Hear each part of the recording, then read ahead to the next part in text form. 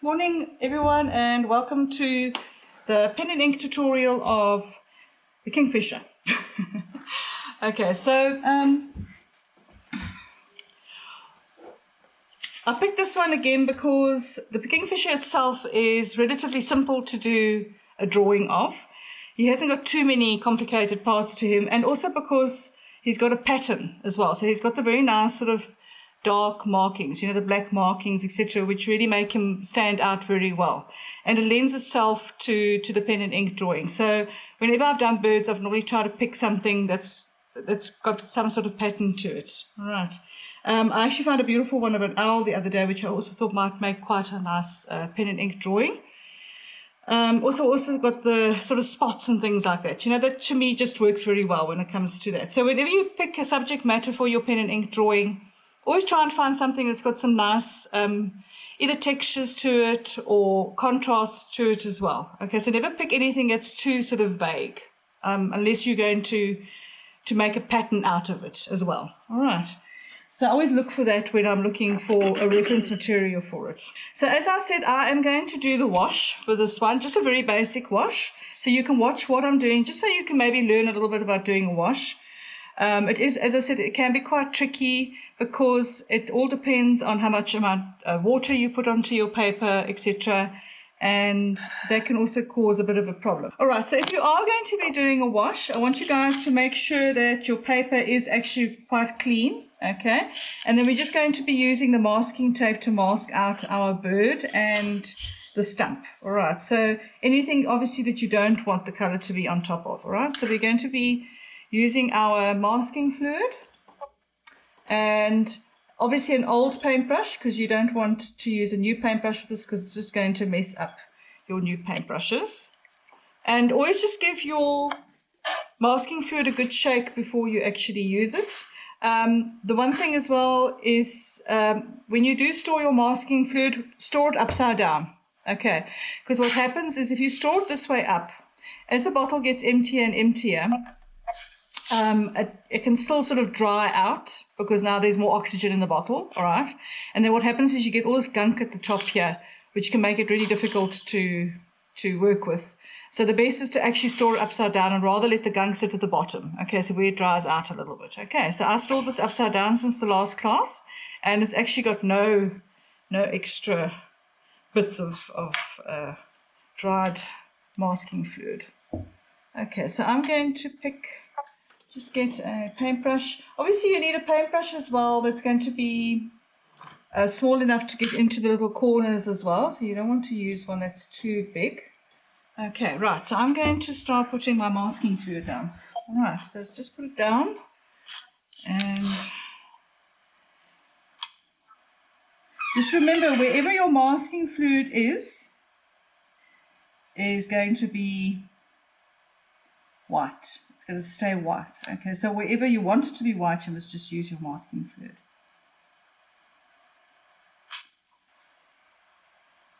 So just be careful when you go around the edges, obviously, okay, so that you've got a nice clean drawing. So I'm basically going to be covering the whole bird with masking fluid.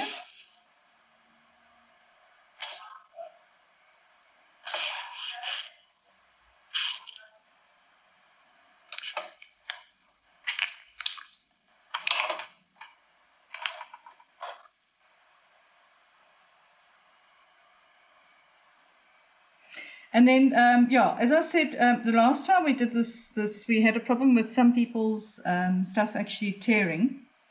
So paper, when they pulled off the masking fluid. So I did a bit of research, and it said there could be that the wash wasn't dry enough. Also depends on the type of paper as well. So once you've done the wash over this, and if you don't dry it maybe with a hairdryer or whatever, and you don't give it a chance to dry, and then you try and pull off the tape, the water almost sort of gets underneath, if you want to put it that way. So if you're wetting your paper, and now where you pull this off, then it actually tears the paper because that paper is actually still damp. Okay, so when we do the wash, we're just going to have to wait a bit. As I said, that's why I said have the hairdryer on hand, just so that you can make it go a little bit quicker. So I think that might have been the problem. But yeah, as I said, the paper that's got not a coarser texture, but if it's not very compressed, then it can actually also cause it to tear as well. Also depends on the type of masking fluid. But I must be honest, it's not a problem I've ever had before. So hopefully you guys will be okay today. Okay. So those of you that aren't doing a wash, if there are any areas that you would like to keep white, say you want to do a bit of a wash over the stem itself, over the stem, the stump, then you can actually mask those out white as well. So if you'd like to do that, you can.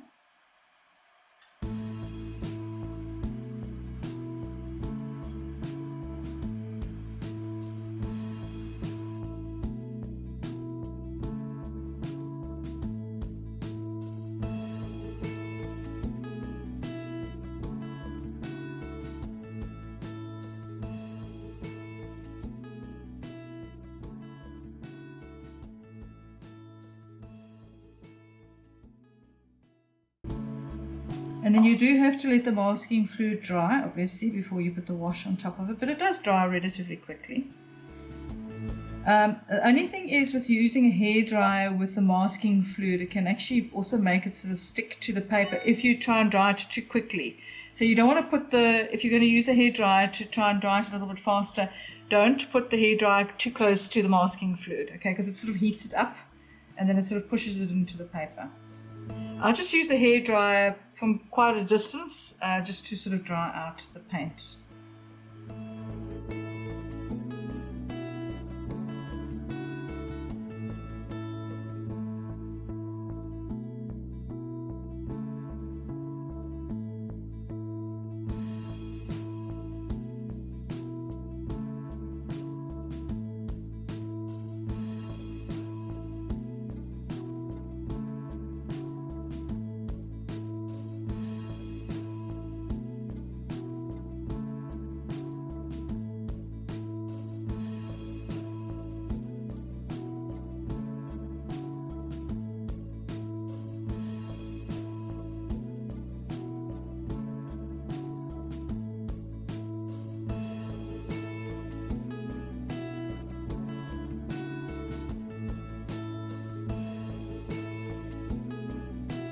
Okay, just remember to clean your paintbrush afterwards as much as you can. It helps to have a bit of sunlight liquid, but I actually found what works very well is literally just taking some tissue paper and just sort of cleaning it with a tissue paper, funny enough, because it actually takes off most of the stuff. It's only if you leave it and you actually get it dry. There, my paintbrush is practically back to normal.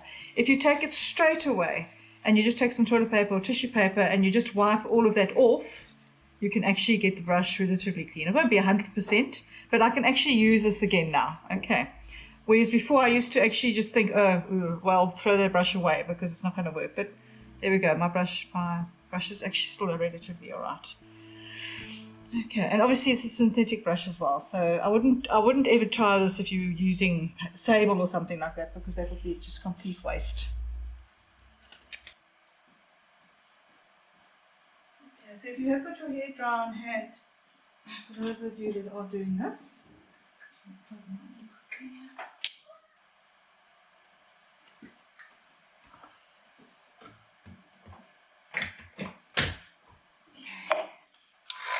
and I'm going to do it from a relative distance. So I'm just going to put my sound off for a moment, and I'm going to be working from quite a far distance. I don't want it to be too harsh. Okay, so I don't want it to have heat, so to speak. I'm basically just trying to get air over it to get it to dry a little bit quicker because it's so chilly here today. So, okay.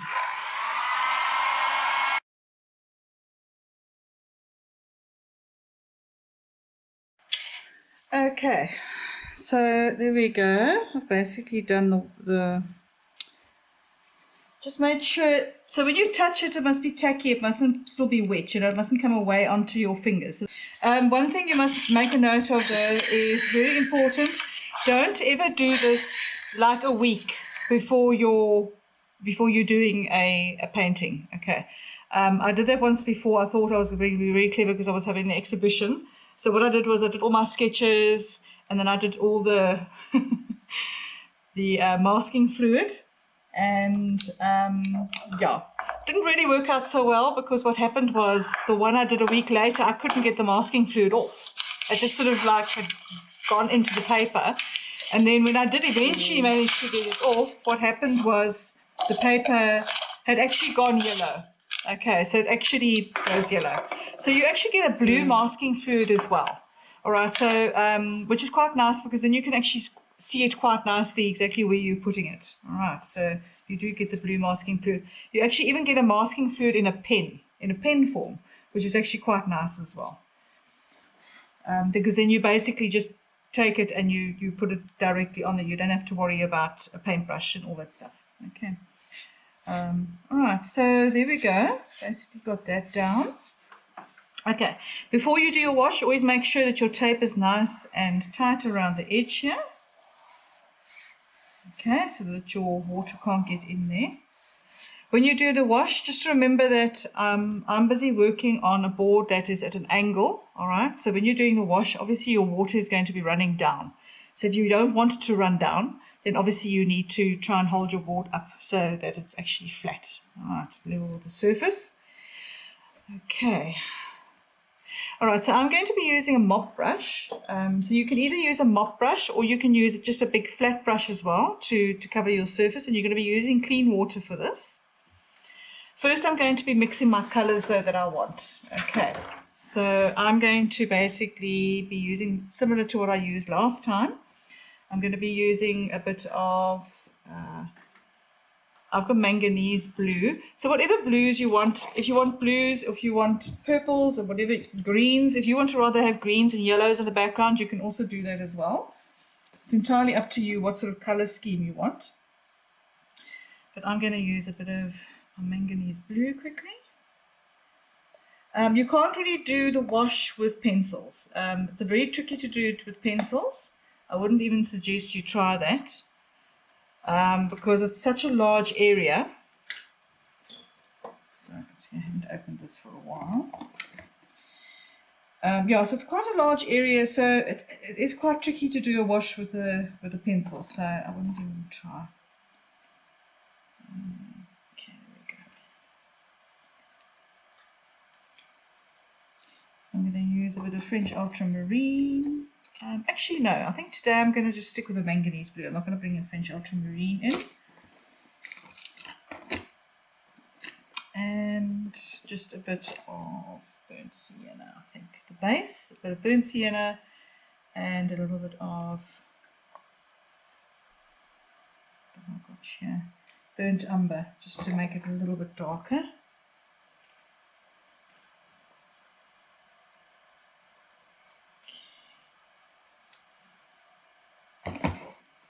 Right. So I like to use a very big mop brush, just because I can cover the surface nice and quickly. All right. You can also use one of these brushes as well. It's very similar to the mop brush, the actual brush hairs, if you want to put it that way. So it's also very soft as well. So you can actually grab quite a lot of water with that, and you can actually cover your surface relatively well. Obviously, you'd have to make sure that this is a very clean brush, otherwise you're going to get marks. So it's got any paint on it whatsoever, you're going to get some marks onto your paper. All right. Okay, so I'm going to first make sure that this has got, my colors have already slightly mixed, just to get some of my colors down that I want. Make sure you do have enough color though, okay, because we have got quite a large surface over here, so if you do need to add more blue, then just do so. What's also handy to have as well is if you guys have an old spray bottle like this with a very fine tip, that helps a lot when, say your paint is dried too quickly or the surface is drying too quickly. You can just take this and spray over it, okay. It really does help just to keep your paper a little bit moist, a little bit easier to control.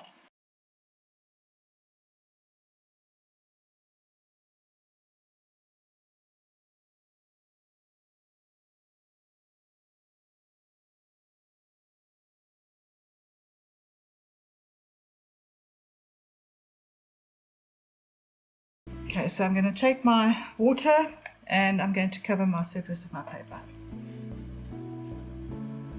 And I'm going to put quite a lot on here.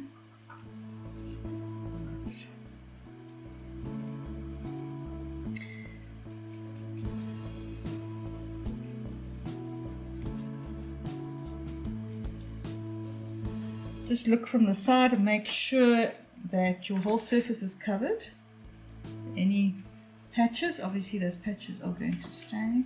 And there must be enough water on there for the wash to actually move around. And remember, this is one of those happy accident things, so whatever happens, happens. Okay, now I'm going to do my wash. And as I said, I'm making mine very light. I'm not doing a big wash. I just wanted to get a bit of color down. So it'll just be there very subtly. If you want it darker, you're obviously welcome to make it darker. Okay.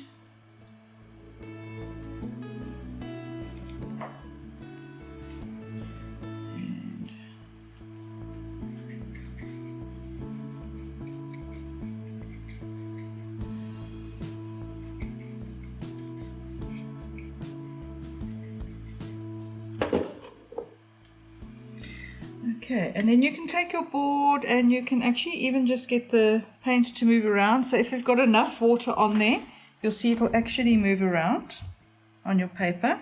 And that's why you need enough so that you can actually move the paint around if you want to, without actually getting brush marks. Okay, that's sort of the trick with the wash, is to have enough water on there so that you actually do get some brush marks. And I mean, that's perfect. That's actually just what I was looking for. Maybe just a bit lighter that side. So you see you can actually move around some of the paint. But now if I didn't have enough water on here, if I did that, I would actually land up with brush marks. Okay, obviously it's drying as I'm going along, but I just wanted it to be a little bit lighter there. That's all I was looking for. Just a very basic, very subtle. That's it. That's all I'm going to do. So you can see how important it is to have the right amount of water on your page. All right. If you look at your page before you start doing the wash and you see any dry patches, because now it's already starting to dry on the edge over there, if I actually went to put paint on there now, it would actually then create a mark, you know, sort of like a watermark, put it that way. And that's where this little bottle comes in handy. So say for instance now you've done this, but you wanted to have a little bit more of a wash on that side. Then you can just spray it with a spray bottle. So you don't want to pick up a pan brush and start going over it, because that's just going to make a complete mess. You take the spray bottle, you spray that area so that it's wet, and you can almost rework it again by putting another wash over it. Okay. All right, so now I'm going to take my hairdryer. I'm holding it up straight because I don't want any of this paint to run. In actual fact, this wash worked out better than the last one. And I'm going to just again dry it with a hairdryer, but from a distance. Remember, I don't want it to be too hot because I don't want to affect this. If you want to, you can actually just take your, it's a tissue paper, and then just wipe this wet area off here.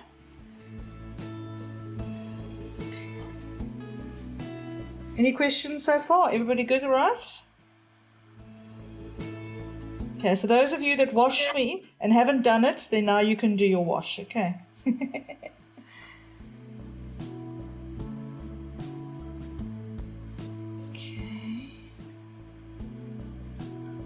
I'm just worried if I use the hairdryer on this, it might push one of those drops onto my wash, and then I'll be very irritated. So I'm sort of just trying to get rid of the blobs here.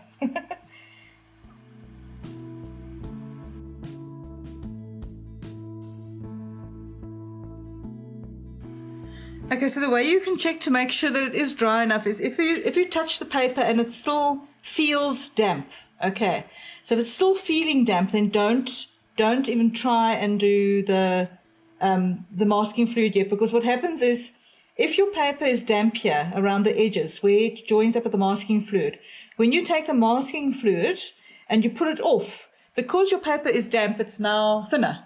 You know, and it's more susceptible to tearing. All right. So rather make sure that it's not damp at all. It must be relatively dry. So you can also take it, if you've got a nice sunny day, you can go and stick it in the sun for a bit and then come back to it a bit later. But I'm just using the hairdryer just to speed up the process. Okay, so I'm just going to continue drying for a bit.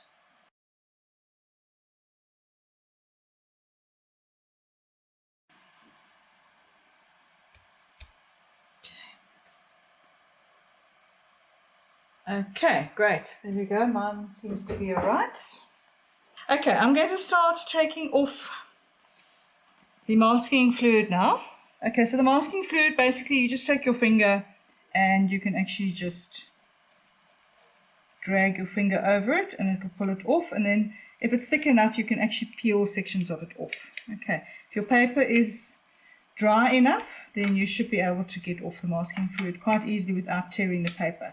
If you're a bit wary, okay, so just watch here quickly. If you are a little bit worried about it tearing your paper, okay, don't pull it like this because then it will tear your paper. What I would rather you do is take your finger and drag it in towards the actual masking fluid. Okay, so from the edge of the paint, so don't do it that way outwards. Take your finger and actually drag it in towards your paper like that. Okay, to the masking fluid area. All right, does that make sense? So now the chances of it tearing the paper is very slim.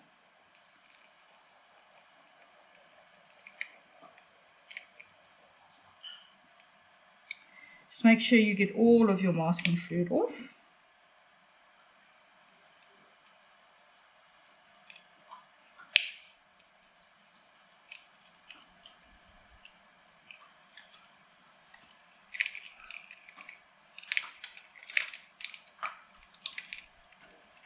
And also as well, if your paper is inclined to tear, don't pull it like I'm pulling mine. Mine is a hot pressed watercolor paper, so it is relatively smooth, and it is quite sort of firm to the touch, if you know what I mean. So it's been compressed quite well. Okay. Some of the cheaper watercolor papers I find they don't really compress very well, and then you get the tearing of the paper. Okay, there we go. Cool. That's it. Just make sure you get all of your paper off there.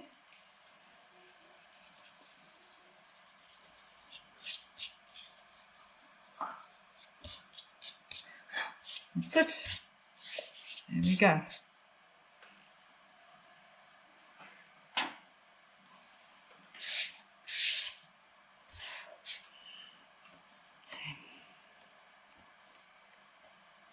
The other thing you can do as well is, we didn't do that with the last one, but what I found worked quite nicely, if you don't have the wash, or even if you do have the wash, what's nice to do is to take your pen, and I'll show you what I did with the other ones like this. So what you can do is you can always do an edge. This is the very first one I ever did actually. So you can actually almost make little patterns along the edge like that, but you can take it all around the edge, right to the top. Okay, just little squiggles, and then what I would do is actually write something in there, like randomly, like Kingfisher or I love birds, you know, but like very sort of roughly, you know. So there I actually I signed it, and then I wrote the part Kingfisher as part of the line. So you can sort of make a little pattern around the edge there, which is quite nice then. So I did a black and white print out of my bird, and what I did was I did send you the lighter version just so that you could sort of see more of the detail, especially with the eye. I was more worried about the eye than anything else. Okay, not so much the patterns. But what I'm going to tell you is, say for instance now you've got the shadow of the bird, the shading over here in this white area. You can either do that very finely with your pen, okay, or when we put the watercolor over, then you can actually do that area with a bit of watercolor to give it a little bit of depth. All right, so you have that option there to either do that with a pen, or you can do it just with a bit of a watercolor wash. All right.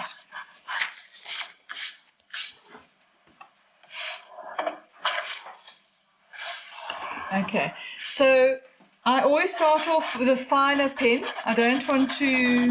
Oh, somebody's got their mic on and they're busy scratching. Sorry. No, all good. It depends on how close your things are to your mics, you know. So if your things are very close to your mics, then you can hear everything, and other times you can't. So yeah. All right, so I'm going to use the finer one. I don't want you to use a very thick one. We start off with the fine one instead, and then if you need to, later on we obviously move on to a thicker one. All right, so fine one first. the finest one that you've got. Okay, and we're going to basically just get the basics down, the edges. Okay, so we're going to start off, and I'm not going to use a big solid line. So try not to use a thick line like this, unless, you know, if you're doing a building or something like that, that's different. Because this is an organic thing, it's got feathers, etc. It hasn't got any real solid edges, except for maybe the beak. But even so, even when I do the beak, I'm just going to do it relatively roughly. Okay, so we're just going to get those marks in there, just using the smaller pen.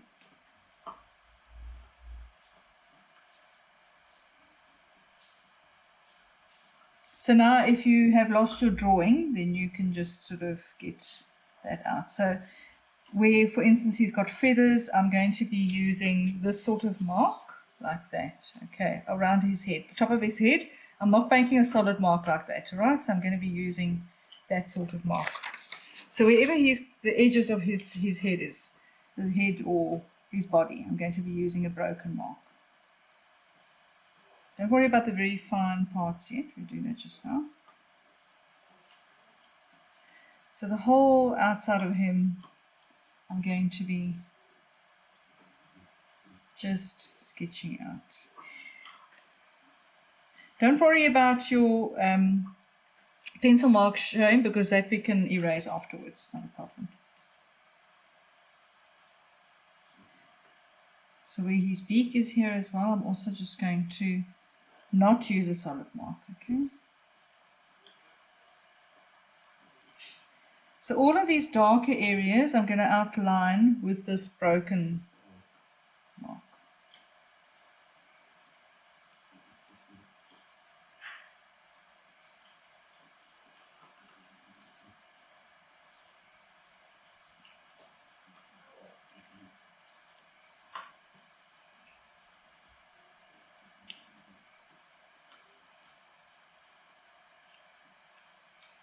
So where the feathers of his head sort of go into the background there, I'm going to leave that. I'm not going to put that in right now. Obviously his eye you can make a solid round, that's not a problem.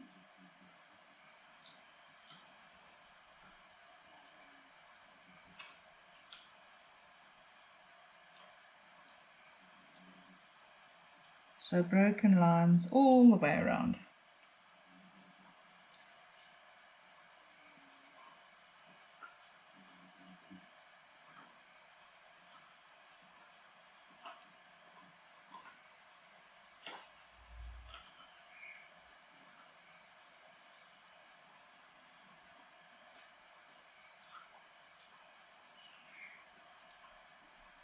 Obviously, if you do see there's an area that is a solid line, obviously do a solid line. Okay, if it's very, very specifically a solid line, you can do that.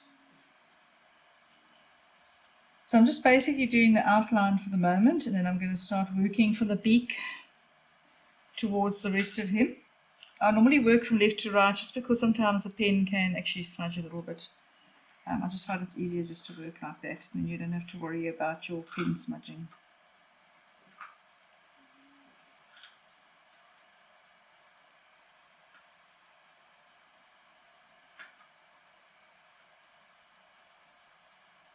And remember, I mean, your pattern doesn't have to be exactly the same as his, as long as it follows the general sort of idea of what he looks like.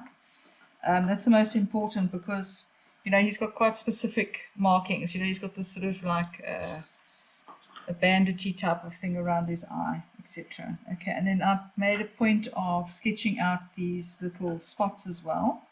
So I'm going to just sketch those in as well quickly. Just because my drawing is relatively... Alright, so you can bring in those little feathers there, just those dark areas. Also doing it quite lightly, as you can see.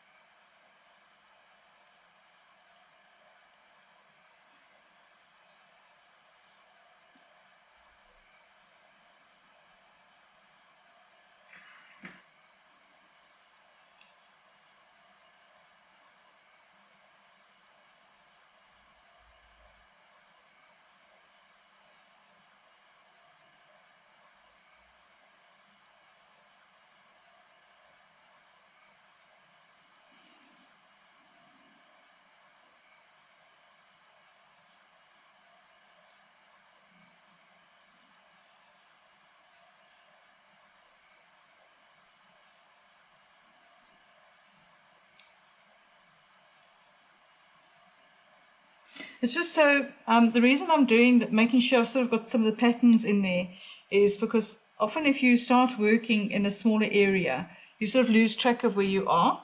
So I'm just making sure that when I get to that area, I don't randomly put in something that actually isn't there. Okay.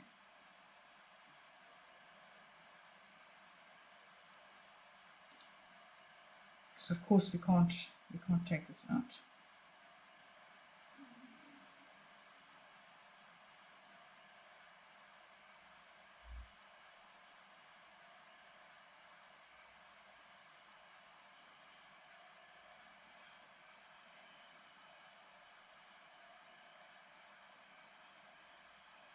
Especially if you lose concentration, it's very easy to make that mistake. Okay, the tree part I'm not going to worry about now. So the stump I'm just going to leave, that we're going to be working with afterwards. So I'm going to start off with his beak. Okay, so he has actually got quite a distinctive area where the beak joins up, the top and the bottom beak. I'm going to bring that line in there, and it is a little bit darker at the bottom. So if the original picture before I've lightened it was not quite so dark at the bottom, it almost looked just black, but I want you to try and make the little bottom part just a little bit darker than the top. Okay, here you can start working with a thicker pen.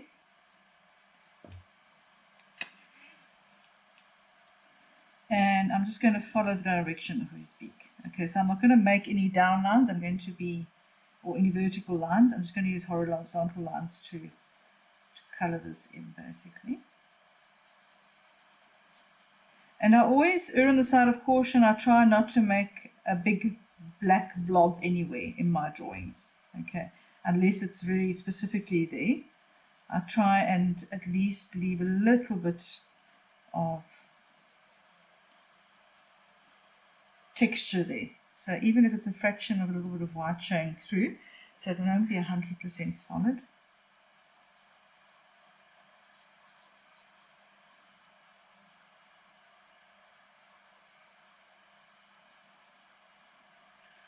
And then the top part of his beak, I'm going to go with a thinner one, and I'm going to rather use a thinner one and just do lots of hatching over that to get that sort of a grayer sort of feel there.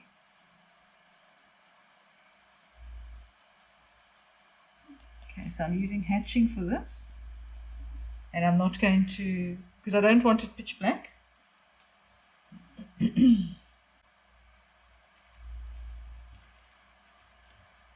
Make sure I have you guys. Oh, there we go. Right, so here I'm just doing a hatching. Also following the direction of the beak to make the grey. And you can see why I'm using the finer pen now, because I can literally scratch and make it sort of like grey. I haven't got a big black solid lines. Remember, if you're not 100% sure what your pen is going to be doing, rather just practice on a piece of paper first to see if you're getting the right feel. Okay, and rather start off lighter, so I've made it quite light now, and I'll rather go over it again and make it a little bit darker, especially this particular area over here.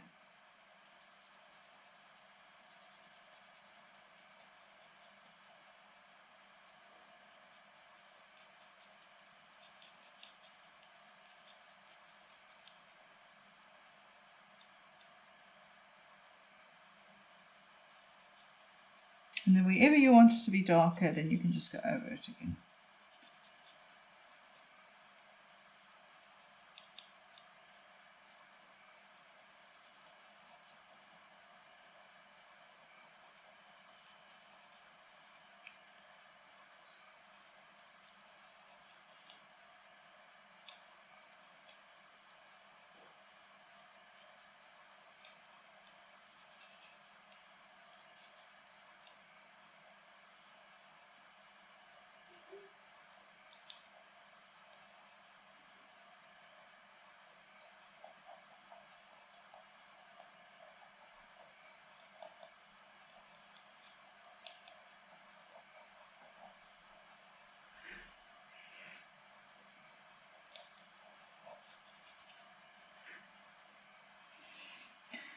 Okay, so I'm quite happy with that. the moment. If I need to make it darker, I will, but otherwise I think for the moment it's fine. Okay, then still using the finer paintbrush, the finer pen. So still using the finer pen. I'm going to bring in that darker area because I didn't actually put it in just now. And I rather put in the lines firstly with a finer pen and then go back into it with a thicker pen where I want it a little bit darker. So again, following the same principle of following the way the feathers are on the head. So you're not going to be using lines, when you're going across like that, you're not going to be using lines going down like that because it's not going to work. You want to sort of get a feathery effect. So what I'm doing is I'm just going to do a bigger section here. I'm almost doing zigzags to get the feathery effect, just on a smaller scale. Okay, so that sort of feeling. And then, picking up the pen every now and again, so it's not a solid line, I'm sort of just making it a broken line to try and get those feathery effects. So first using the finer pen, and then I'll go into it with the darker pen to get the coarser, the blacker areas. You can just use the fine pen if you really wanted to, but yeah. And then just using a slightly coarser. You can see how much coarser this coarser pen is. Okay, so that's why you get different variations. I mean, this is a 0.3. Let's see. Always test it as well. Check to see what it looks like, the lines. So it's always good to start off with your pens and then just sort of write down if you're not 100% sure what they are. So like this is a 0.03. And then I know this is a 0.05. So you can always have that as a reference if you want to, if you're not 100% sure how thick the line's going to be. This is a 0.3. So you can see it a lot thicker. This actually came as a set. So, and then this is a 0.1. Okay. So then I know which pen to pick up for whatever particular lines I want. All right. So I'm going to use a 0.1 and a 0.5, 0.3. That's the very. So I'm going from a very fine one to sort of a middle one. Okay. Make sure I put the right one here.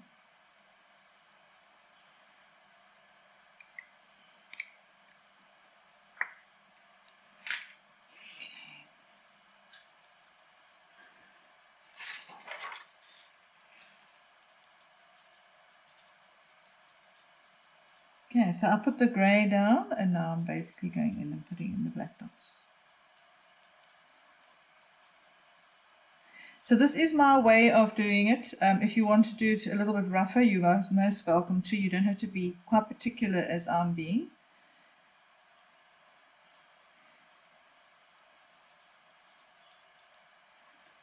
Okay, then I'm going to do his eye. So that's the top of his head done. I'm going to go into his eye. If you prefer to use your phone to get a little bit more of a feel for how his eye actually is, then you can do that. If you can't really see too well, I find that's where it's handy to have your reference on your phone.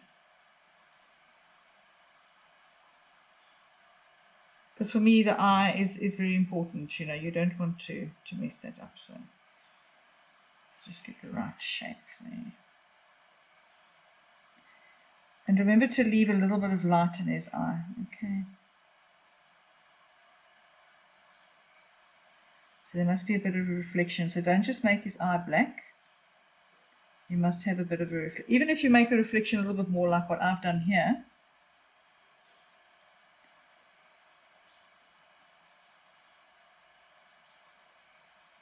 Make sure you leave the whites around there like you can see. Otherwise it's just going to look a bit strange. That's it for me. I'm not going to fiddle anymore because if I put any more on there it's going to be too much. And then I'm going to continue on with his hair, or his feathers.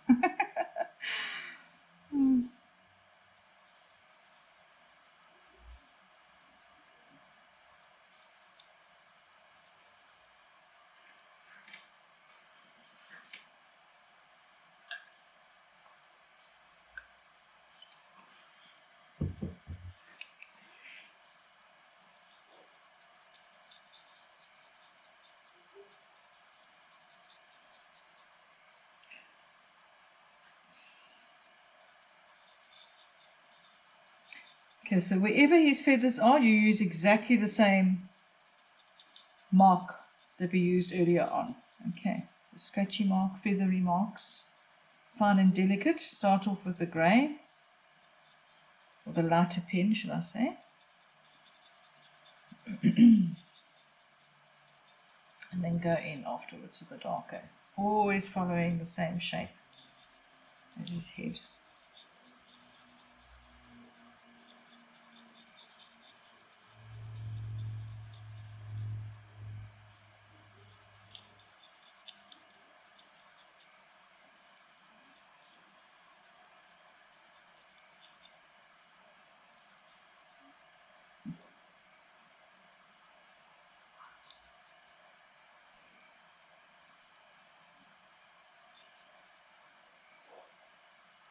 Remember, your marks don't have to be as fine as mine, but as long as they do follow the shape of his body.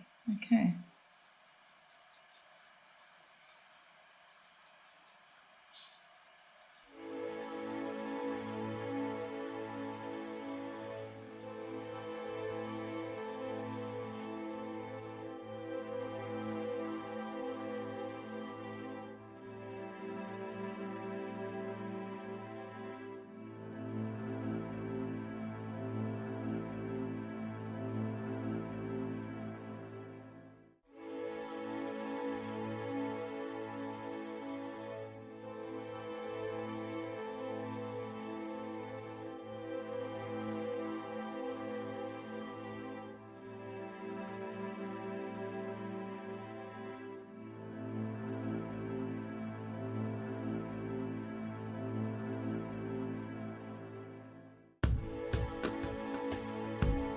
Okay. All right, so you can see I've basically gone in there just with the very finer pen now, and now I'm going to go back into that and just put in the darker areas. So this is where I haven't decided now whether or not I'm going to bring in the shaded areas over here. So I can use that now. So you can see, because I've used the fine pen here, I could actually easily bring in that shadowed area just with the pen, using those fine marks. But if you don't want to, then you can actually use the wash, okay, to do it. So then you can just use a bit of a wash when we do the wash part. That's entirely up to you. What you can do is you can do all the patterns in that first, and then afterwards look at it and say, okay, I'm going to rather use a wash, or I'm going to use the pen to bring in that. Okay, so that's what I normally do. I normally rather just do the main parts, and then afterwards say, okay, cool, I think I'll rather just use the pen or whatever. Okay, so I'm going to now just put in the dark areas. See? Remember, don't change the direction of the pen, you know, just keep on using the same direction that you use with the finer marks. It's fine if you're doing other things like trees or stuff and bushes like that, if you bring in some cross-hatching and stuff like that, but you don't want to do that here because it's going to mess up with the whole feel of the feathers.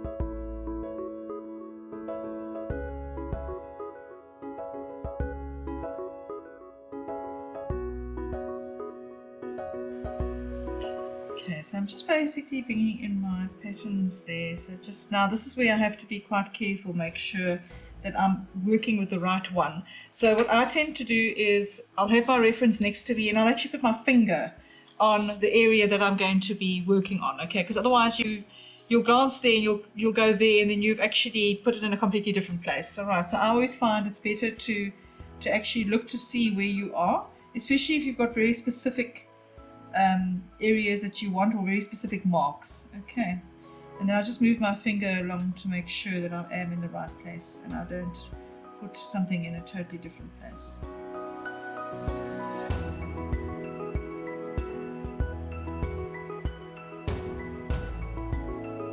The rest of the marks at the top there weren't so much of an issue, but it was more this bottom section over here.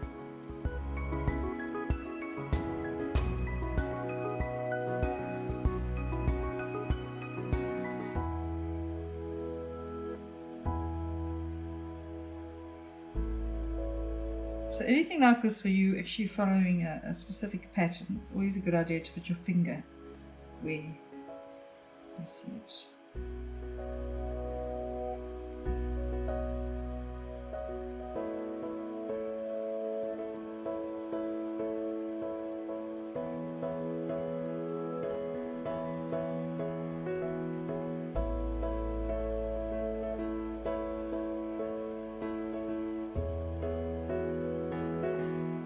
You see, I'm not making any solid lines. I keep on zigzagging the whole time.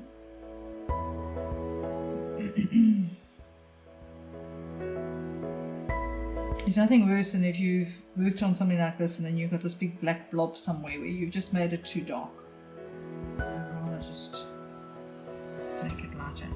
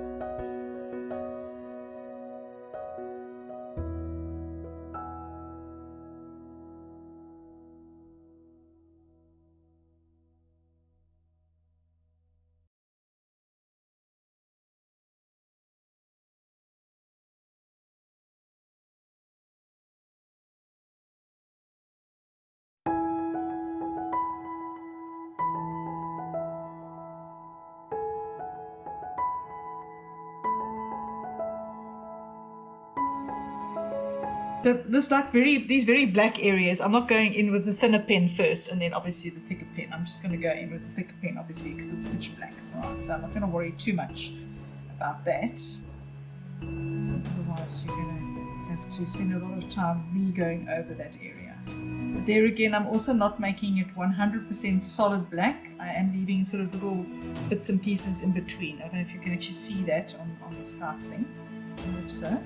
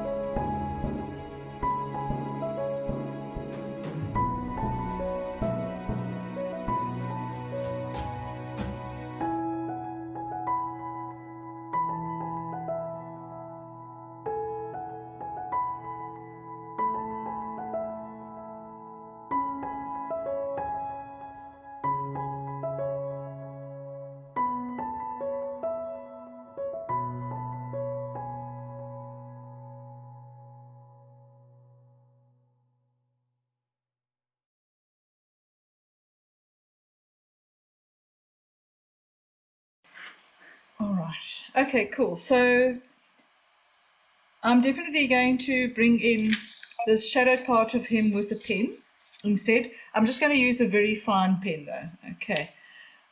Because I don't want it to be black. I want it to keep that sort of grey. If you don't have a fine pen, rather don't try this. The other thing you can also use, so I never throw away my old pens, okay, because often I find the old pens, when they get nice and old, they sort of get nice and scratchy.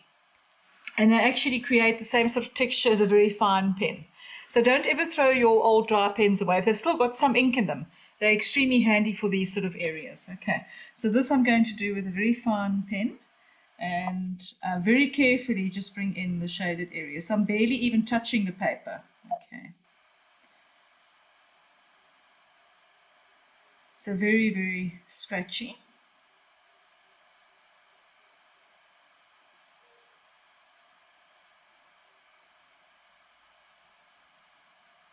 Also following obviously the way his feathers go, so not changing that.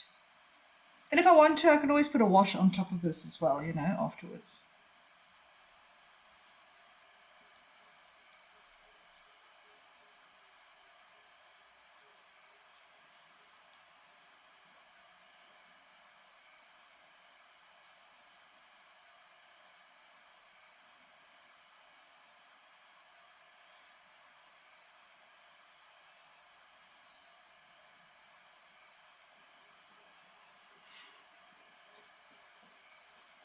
What you can even do is, if you don't want to put so much in, you can actually just give the impression of it and then put a bit of a wash over it just to enhance it. Okay, so that's your other option as well.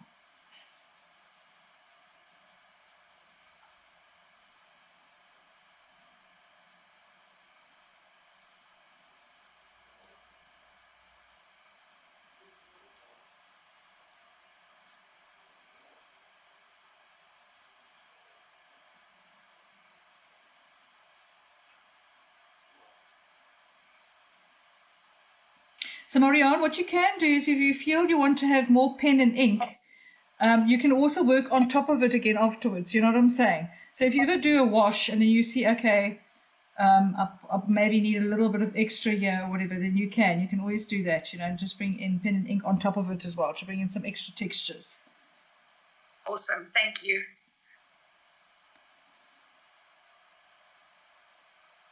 I always say less is more initially, in the beginning. Rather have too little and then bring it in afterwards and bring in some more. Now, so I'm glad I went with this route because it actually is looking very nice. Very finely bringing in the shadows there.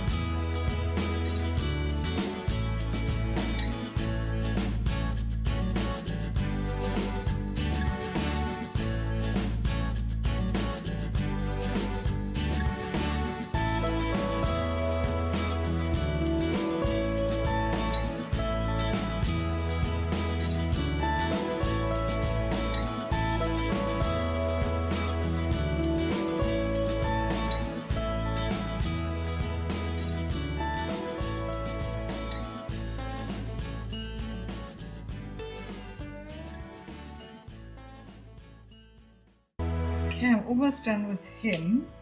And then you'll see with the branch, it's very similar. The branch, I'm not going to bring in too much detail initially, and then I can always bring in more afterwards. Okay, so because I want him to sort of be the focal point, so I almost don't want quite as many marks in the tree as he is. So you'll see, like for instance, with this one that we did before, I've got a few marks in there, but not a hell of a lot, except for the darker sort of areas. And then I use the wash to sort of define it more than the actual marks themselves. So I just brought in a few marks here, but the bird is, for me, the focal point. So I brought in all of the marks there. As I said, you can bring some color into him a little bit as well. So if you want to bring in sort of a slightly grey wash or something to that effect, then you can. Just be careful you don't go, with something completely different. So don't make him brown because he's not brown, if you know what I'm saying. But if you also want to do an illustration type of thing, you can do that as well. So, so as I said, it's very much a personal thing.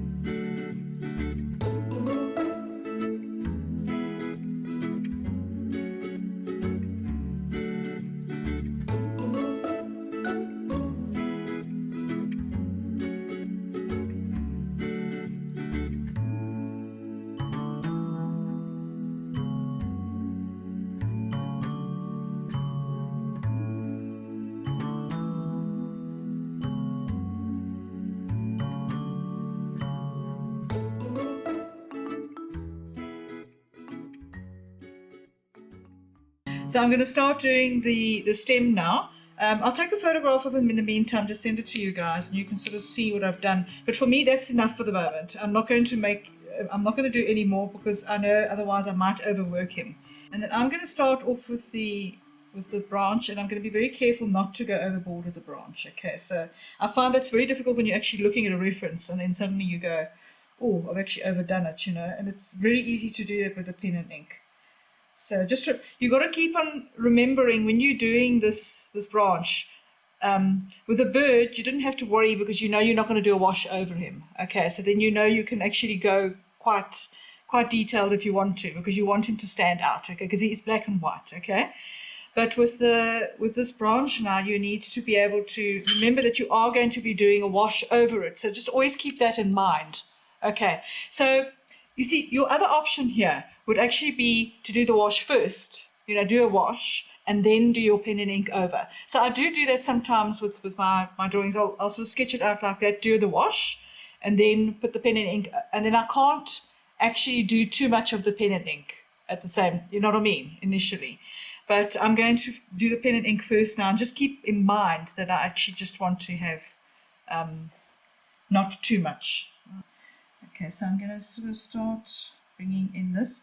And again, with the texture of the wood, I'm sort of following the direction of the wood. I'm not going in any opposite. I'm not making other marks that aren't there. Okay, so don't go and make, don't make any vertical marks going down. You want to stick to sort of marks that follow the actual wood itself. Okay, and also the shadows. You can bring in the shadows. You don't need to bring in the shadows here if you don't want to, because then you can just use your wash to bring in the shadows. So if you want to, you can just bring in the marks. Then what you do is you take your watercolor and then you bring in the shadows that you want. And then if you feel it needs more marks, then you can bring in more marks. Okay, so I'm going to try and keep my marks to minimal. It is more habit with me to actually bring in more marks, or almost try and sketch it as I see it, and not going too. I just must try not to go too detailed. Okay. Very difficult for me sometimes not to do that.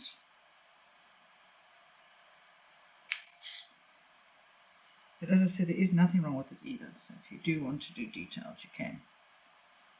I mean, you can go very detailed with this and then just bring in a little bit of watercolor on top of it. Okay. So what I normally do is I start off with the biggest marks that I sort of see. So the biggest defining areas of the stump itself. Okay. And then I will take it from there and then decide what else I'm going to bring in. Okay, I was just finding my version that I printed up, because the one I sent to you guys is because that's what I sort of used as a base. But obviously I can change it slightly as well. Okay.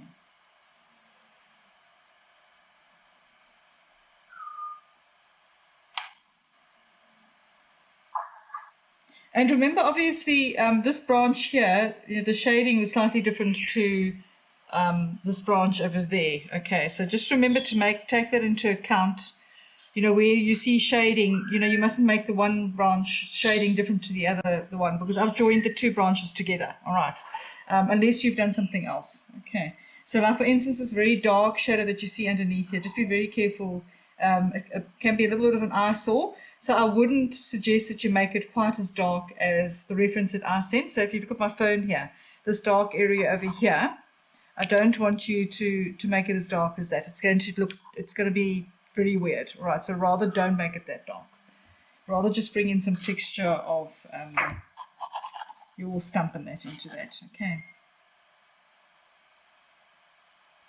And the other marks you can use here as well. So besides the hatching, you can also use stippling as well, or you can do a random mark. Okay, so your stippling, so Marianne, just to show you quickly as well. So your stippling is basically just dots. Okay, so if you want to bring in some different texture into your stump there, you can use stippling to bring in a little bit of different texture, because you can mix that with the with the lines. It actually works. The two of them work quite well together. All right, and other sections as well. you can use a random mark. So that's sort of like just a scribble.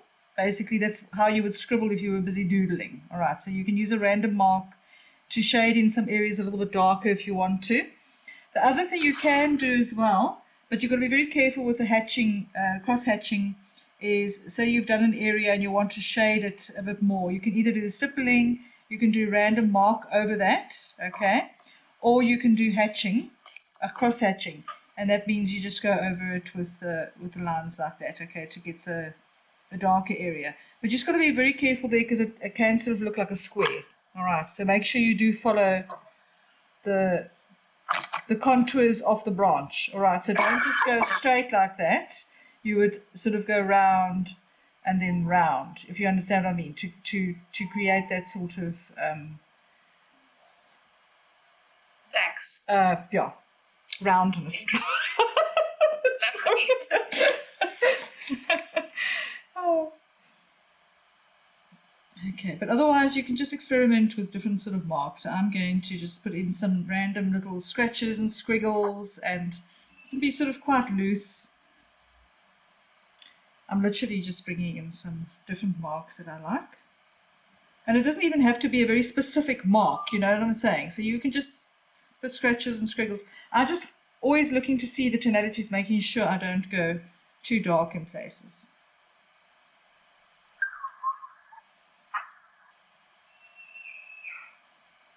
And you'll find when you start off with the stump, you know, initially it'll feel a bit strange. But once you start getting into it, it'll be a lot easier.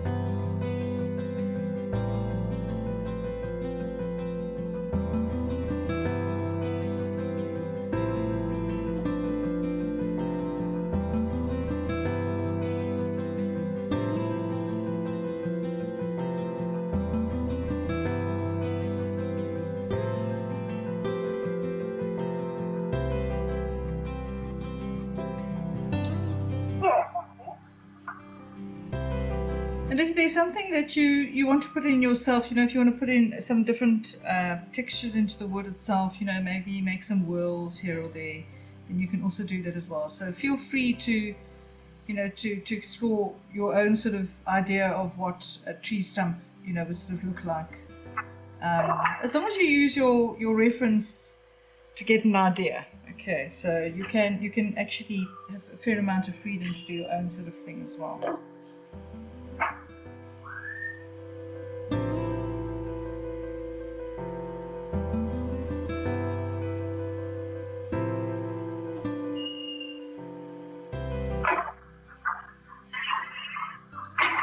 And also, the more you practice with your pen as well, eventually it becomes quite natural just to do it. You'll just do it. It'll automatically come to you.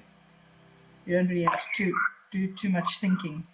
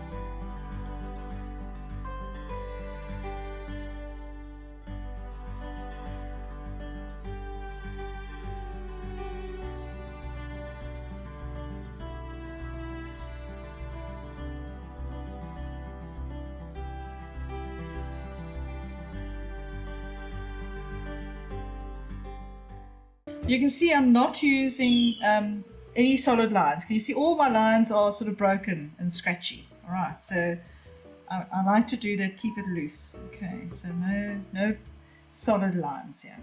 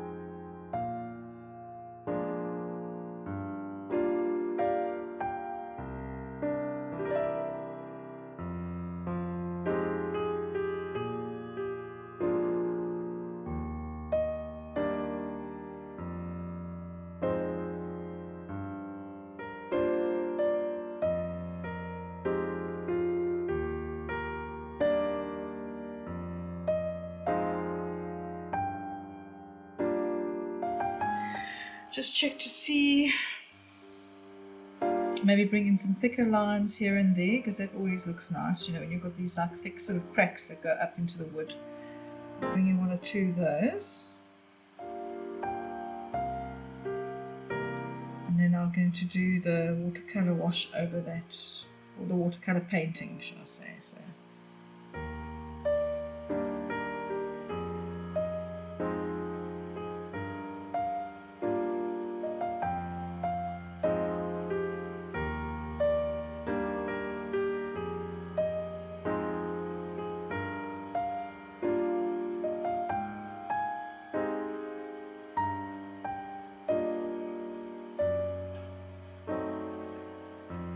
Okay. I think I'm actually going to leave it like that and then just bring in the watercolor on top of that, you know, and then decide whether or not I want to actually put in more. You know, because once you, like at the moment it looks bare, well not bare, but you know what I'm saying, so it looks a little bit sort of empty in a way compared to the bird. But as soon as I bring in that watercolor, I keep on saying watercolor wash, when I bring the watercolor in itself, then it actually is going to work quite nicely. So I'm just going to bring in a bit of stippling.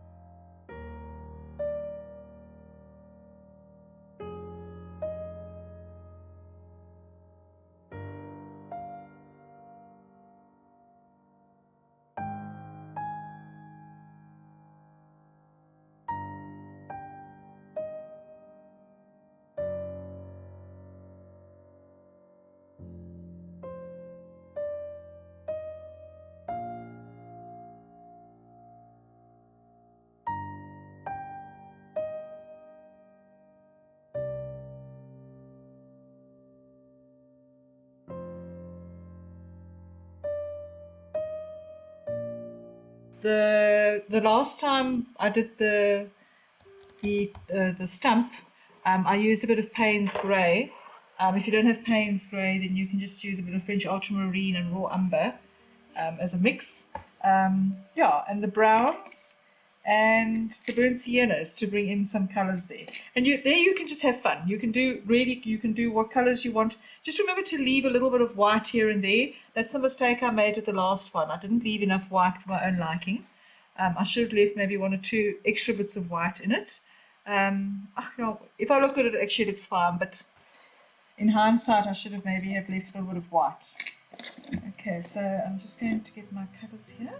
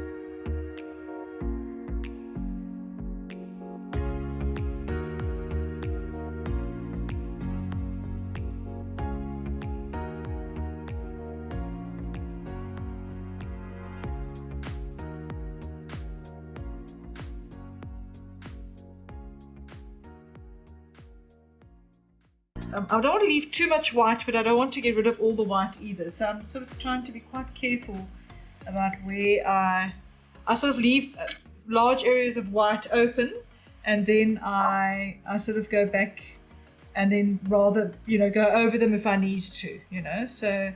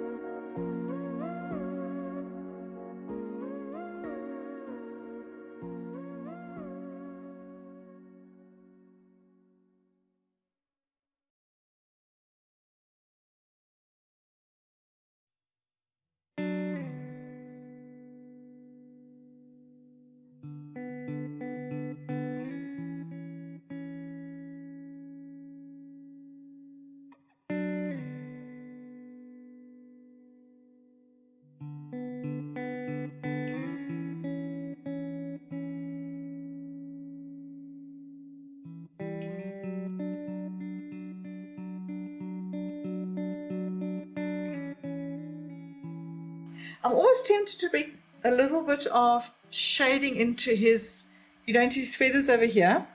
So, yeah, I think I'm almost going to use a bit of a Payne's grey and bring a little bit of Payne's grey into that as well. I just think it'll actually work quite well. So I think I'm going to do that. Let's see here.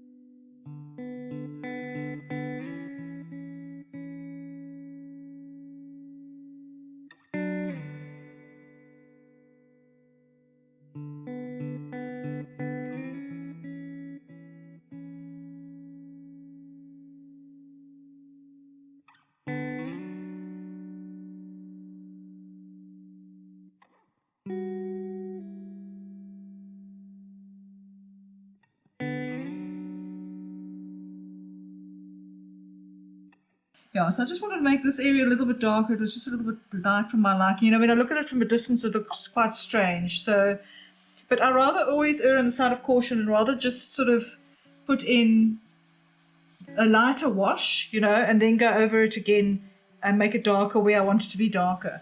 Because, it can be so tricky if you actually go into it and just suddenly make it too dark, and then you've got to try and make it lighter, and that just never works, So, yeah. So just to bring in, I don't want it to be too plain either. So, it mustn't look like it's unfinished, let's put it that way,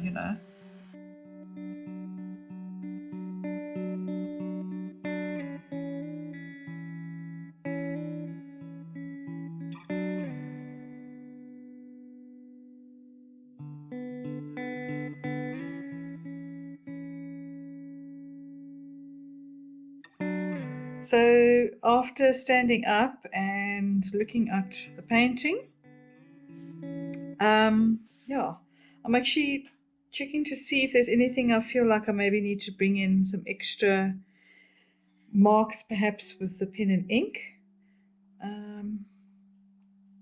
I want the bird to stand out, so I don't want him to disappear into the painting. Not that he will, but what I mean is I want all of the darkest darks and lightest lights to be where the bird is. Okay, so the stump is important, but I want him to actually stand out.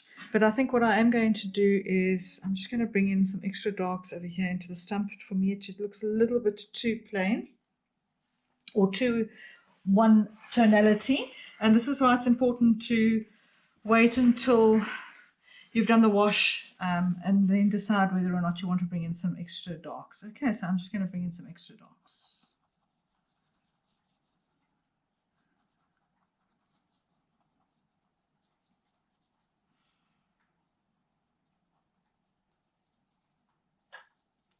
So just basically darkening certain areas that I feel need to be darkened.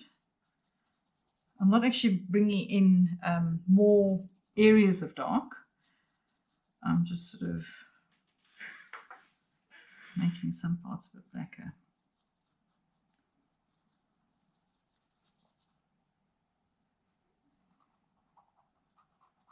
Maybe enhancing some of the cracks, maybe making some of my cracks in the wood a little bit darker there.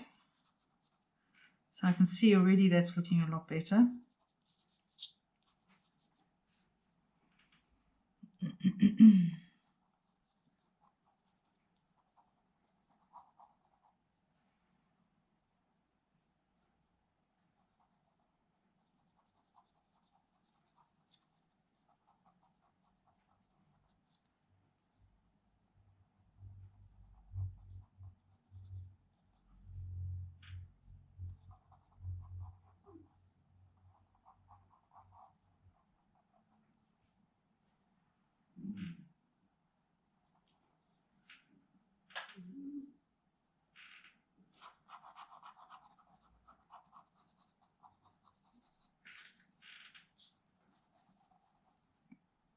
Remember where the sun is also coming from here. Okay, so this obviously will be in a bit more shadow here. So the sun is coming from the top, that's why he's got a shadow under his breast there.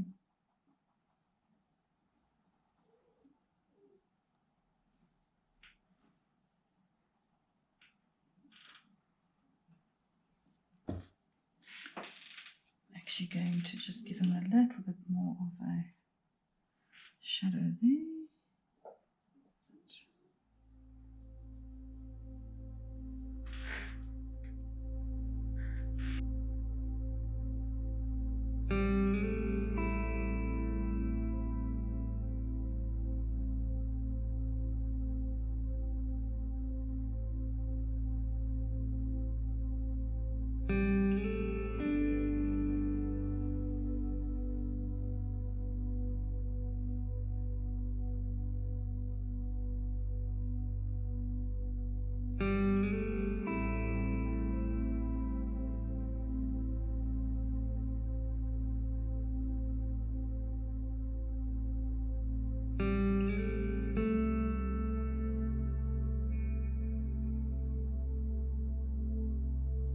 What I find as well, sometimes it's nice to do is, say you've made some white marks and you want them to pop a little bit more, is you put a darker mark next to them, and they can also bring out a bit more of a sort of 3D-ness. Okay, so I think that's what it is. It's like, for me, all the tonalities are the same here, so I feel like I need to bring in some darker areas just to make the tree stump look not quite so flat. Okay, and that's sort of what I'm trying to achieve here.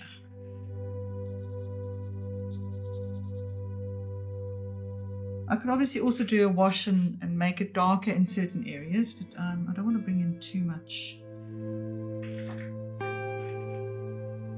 watercolour there.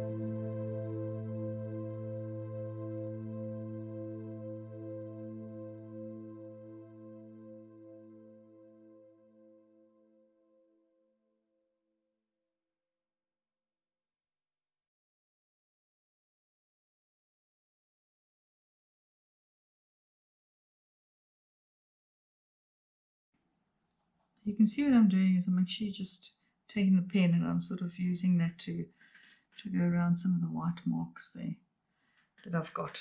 It works very well. Okay, let me check there again.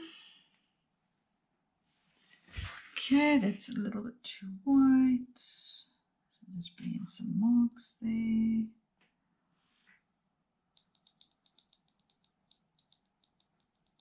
So anything that's like stands out like a sore thumb is what you need to actually just work on a little bit.